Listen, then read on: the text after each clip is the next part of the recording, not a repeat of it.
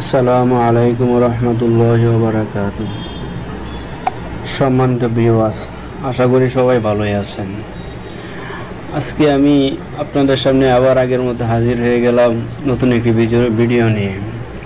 এই ভিডিওটা হচ্ছে রাজনীতি নিয়ে কিছু পর্যালোচনা।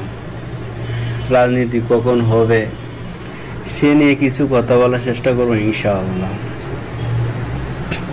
আসলে একটি কথা উঠেছে যে ফেব্রুয়ারিতে নির্বাচন হতে পারে। আদৌ কি ফেব্রুয়ারিতে নির্বাচন হচ্ছে কি হচ্ছে না সেটা নিয়েই অনেকের মধ্যে মত ভিন্নতা দেখা দিয়েছে। ফেব্রুয়ারিতে নির্বাচন হচ্ছে না, এটা প্রায় নিশ্চিত। বেগম খালেদা জিয়ার জীবন ধরে নির্বাচন না দেওয়ার সম্ভাবনাই আছে। এতে রাষ্ট্রপতি হওয়ার স্বপ্ন ফিকে হয়ে যেতে পারে প্রফেসর ইউনূসের।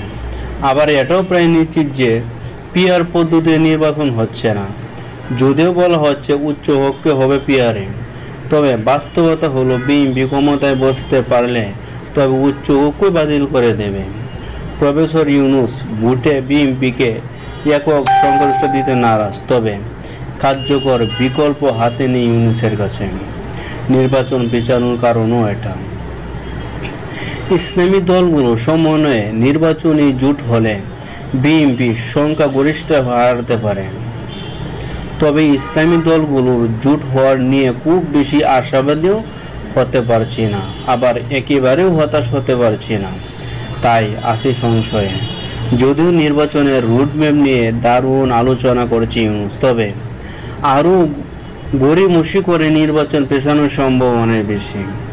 বাংলাদেশের নির্বাচনে চাবিকাঠি ঢাকায় নেই, সুদূর আটলান্টিকের ওপার থেকে চাবি আনা হয়, আর না আনলেও ওখান থেকে ঘুরানো হবে নির্বাচনী চাবি। তো আমি মনে করি নির্বাচন দ্রুত হওয়ার দরকার। জানি যত দ্রুত নির্বাচন হবে ক্ষমতায় বসবে বিএনপি। আমি এতে ইসলামপন্থীদের লাভ দেখছি। বিএনপি এমন এক দল, শুধু 5 বছর ক্ষমতা থাকলেই হলো মাঠ পর্যায়ে চাঁদাবাজি, খুনাখুনি, চুরি ডাকাতির ঘটনার দারুণ বিতর্ক হবে বিএনপি। একটা পর্যায়ে মানুষ আওয়ামী লীগের চেয়েও বেশি ঘৃণা করবে বিএনপিকে।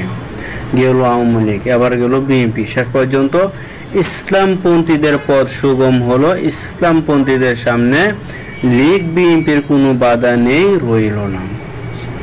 সম্মানিত বন্ধুরা, কি বুঝলেন?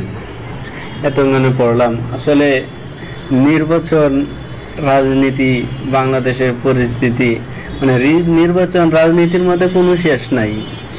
বড়রা প্রায় একটা কথা বলতেন যে রাজনীতির ময়দানে খেলায় কোনো শেষ নাই। এখানে নতুন নতুন খেলা আসে, নতুন নতুন খেলা শুরু হয়।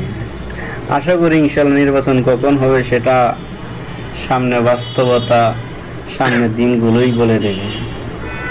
তবে বাংলাদেশে এখন যে পরিস্থিতি, কোন ঘুষ, দুর্নীতি, চাঁদাবাজি, টেন্ডারবাজি যে হারে চলতেছে, এভাবে চললে তো দেশ আসলেই ভালোর দিকে যাচ্ছে না। একটি অশান্তির আগুনে দাবানলে জলে পড়ে চারপার হয়ে যাচ্ছে। আমরা তো এমন দেশ চাই নাই।